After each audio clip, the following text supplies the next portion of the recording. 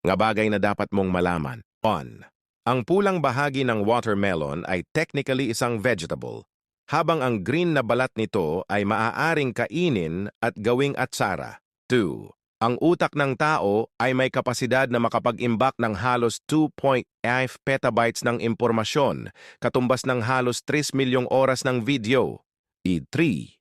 Ang mga pusa ay may kakayahang bumalik sa kanilang tahanan mula sa malalayong lugar gamit ang kanilang homing instinct na pinaniniwalaang may kinalaman sa magnetic field ng Earth. 4. Ang unang video na in-upload sa YouTube ay Me at the Zoo noong 2005 na ipinost ng isa sa mga co-founders ng site. 5.